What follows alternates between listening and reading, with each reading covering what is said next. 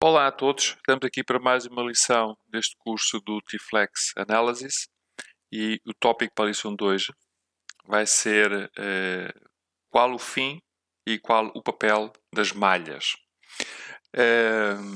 Nas lições anteriores já falámos, embora de modo ainda breve, na necessidade de termos uma malha para procedermos ao cálculo através deste tipo de software, portanto, elementos finitos. Portanto, o propósito principal, o objetivo principal de uma malha de elementos finitos é aproximar de modo tão preciso quanto possível o nosso modelo de CAD de um modelo matemático que vai ser representado por um conjunto de elementos que podem ter várias formas, mas por uma questão de facilidade, se calhar é o mais conhecido, que vai ser triangulado, por assim dizer, não é? É um termo que se calhar muitos de vós já ouviram falar, vai ter uma aproximação a elementos pequeninos que vão representar este modelo de CAD. Obviamente, este modelo, ao ser criado, tem alguns fatores que o vão afetar. Portanto, logo a partir de sendo uma representação, sendo uma aproximação por modelos mais pequenos, a forma e a densidade desses elementos a criar é, obviamente, definitiva e influencia de forma muito importante aquilo que se venha a obter. O programa de elementos finitos, este ou outro, no fundo o que faz é pegar em cada um destes pequenos elementos criados e vai estudar elemento a elemento todas as condições que estiverem para serem estudadas. As forças, as restrições, a própria forma. Portanto, é no fundo a base daquilo que temos para o programa de elementos finitos. A Qt-Flex Analysis tem um gerador, se quisermos, automático para criar as nossas malhas. Elas vão, como eu disse já, influenciar a qualidade dos modelos a calcular. Existem também vários tipos de elementos que podemos criar, alguns com mais adequados para umas formas, outros para outras. Mas existem algumas recomendações genéricas, portanto, que iremos desenvolver depois ao longo destas lições, que servem para tentar adequar o melhor possível aquilo que estamos a definir e para obtermos, obviamente, um bom resultado ao nível do cálculo final do estudo. Em primeiro lugar, a qualidade da solução, obviamente, pode depender da forma dos elementos finitos envolvidos. Os melhores resultados são obtidos se estes elementos, sejam tetraedros, sejam triângulos, formarem uma malha que seja tão aproximada, tão representativa, fiel, tanto quanto possível, da forma original do CAD. E, obviamente, nessa forma, o tamanho pode variar imenso, mas tem um papel definitivo na obtenção de um resultado correto. Portanto, eu vou aqui abrir. Tinha aqui um modelo que fui buscar à instalação standard do T-Flex. Portanto, é um modelo redondo, não é uma peça particularmente complexa. Vou abrir aqui a nossa árvore. Dentro do meu estudo já tinha aqui condições para uma malha. E vou-me focar apenas em dois parâmetros, portanto, o tamanho da malha e temos aqui depois também um parâmetro relativo à curvatura. Portanto, eu vou aumentar a minha malha, em vez de 50 microns ou 5 centésimos, vou pôr 1, portanto, vou aumentar bastante o tamanho da minha malha, e aqui na minha curvatura também vou exagerar e vou pôr 1 e vou criar uma malha. Portanto, e criou qualquer coisa como isto.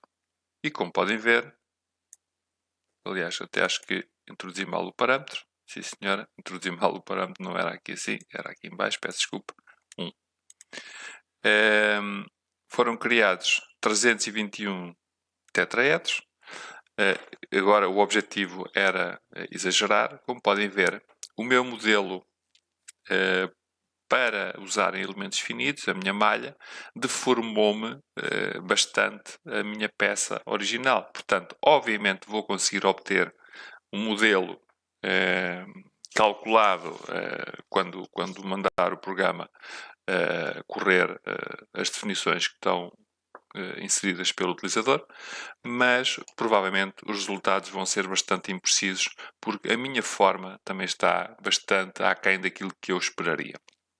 Portanto, esta questão de criar a malha, portanto, existem algumas recomendações, mas em nada substitui uma avaliação visual pelo utilizador sobre alguns pontos importantes. Um deles, obviamente, é a deformação daquilo que estiver no nosso modelo. Outro tem a ver com estes elementos que são criados, portanto, serem tão regulares, tão próximos uns dos outros, portanto, haver aqui uma malha uniforme, portanto, tão regular quanto possível, portanto, porque vai também levar a que os resultados sejam mais precisos. E não haver zonas, obviamente, que tenham elementos mais pequeninos, outros maiores. Embora, obviamente, isso também dependerá depois dos pormenores em determinados pontos da peça. Portanto, poderá, obviamente, em alguns pontos, para haver uma definição correta, um tamanho de malha que seja correto aqui numa superfície planar, que não tem nenhum detalhes, não pode ser igual necessariamente a esta zona central em que uma malha conseguia definir ou conseguiria abranger o tamanho deste pormenor. Portanto, aqui obviamente teremos que reduzir a malha. Portanto, existem aqui algumas considerações a ter em conta. Portanto, além da forma destes elementos finitos, podemos chamar esta solução qualidade, é diretamente afetada pela densidade desta malha, como falámos. Obviamente isto tem aqui um balanço que é uma malha mais apertada vai elevar o grau das equações matemáticas que estão aqui por trás do motor matemático e quando estamos a falar de malhas mais apertadas, equações de grau maior, o cálculo será mais lento, exige mais recursos da vossa máquina, portanto, e vai demorar mais tempo, obviamente sendo também mais preciso. Se invertermos este processo, iremos aqui trocar as variáveis aqui em questão. Portanto, existe de facto aqui assim alguma experiência para sabermos o que é bom. Claro que podemos também depois criar aqui alguns estudos para vermos também até onde é que os valores depois começam a não ter já variação apreciável, pronto, mas também pode requerer aqui algum tempo que os utilizadores poderão não ter. Vamos jogar aqui um bocadinho com estes parâmetros. Portanto, eu agora vou reduzir o tamanho aqui da minha curvatura, por exemplo, para 0.2. Vamos mandar calcular outra vez. Já temos aqui mais alguns elementos. Tínhamos há pouco mais de 300 elementos, agora já temos 400 elementos. A definição melhorou um bocadinho, embora efetivamente não tenha melhorado ainda muito, mas já temos aqui os elementos um bocadinho mais pequenos. Eu vou reduzir agora aqui o meu tamanho geral da malha e vou pôr 50 microns. E passou de 400 elementos para 2500 elementos. Portanto, já temos aqui uma definição. Aliás, como se pode ver, visualmente é logo bastante claro, em que esta definição interior do círculo já está bastante regular, a própria forma exterior também, embora, por exemplo, aqui dentro este pormenor ainda esteja muito facetado, portanto, e possa ser interessante nesta zona em particular, aumentarmos um pouco a definição. Podemos jogar aqui com esta zona da curvatura. Portanto, eu vou jogar aqui também com este parâmetro. Portanto, e vamos aqui tentar criar, aumentou um pouco. Não foi muito significativo.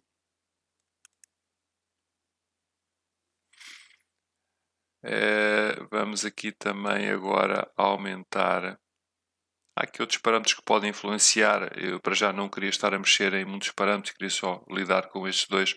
Vamos aumentar aqui um bocadinho e já vai demorar um pouco mais. Aqui o tamanho geral da malha. Vão ver que de cerca de 2500, 2600 elementos vamos passar rapidamente para um valor 4 ou 5 vezes superior, no caso 10 vezes, mais de 10 vezes superior, e como podem ver a malha ficou completamente diferente para uma definição muito maior. Até tínhamos aqui alguns elementos que em princípio seriam suficientes para aquele tamanho de malha em toda esta lateral externa da peça. Portanto, mas pelo menos já temos aqui neste interior, já temos aqui também uma definição bastante boa desta zona. Poderíamos, obviamente, ali com parâmetros, afetar simplesmente esta zona interior, portanto, não valia a pena estar a criar um modelo tão complexo ou tão denso também nestas partes exteriores, embora também quando estamos em presença de um elemento pequeno, uma peça não complexa, como é o caso, subir um pouco o tamanho, a densidade da malha, embora afete um bocadinho o cálculo, como estamos em presença de um elemento simples, mesmo que demore um pouco mais a calcular, poderá de facto não ser significativamente mais lento em termos de tempo global. Portanto, pode valer a pena para terem um cálculo mais próximo e mais preciso. Portanto, isto também é para vos falar um pouco de que esta malha tem, de facto, um papel decisivo na precisão daquilo que estamos a fazer e é para isso também que depois, com os exemplos que vos vamos passar ao longo deste curso e nos exemplos posteriores, também vamos trabalhar muito ao redor aqui desta questão da malha e dos parâmetros que são usados para criar esta malha, porque de facto, à parte de outros pormenores importantes, este é decisivo. Portanto, espero que estas noções tenham sido, pelo menos para já, claras o suficiente. Obviamente, estamos cá para vos dar o suporte naquilo que vocês acharem que é necessário ou que tenha ficado até menos claro nesta lição.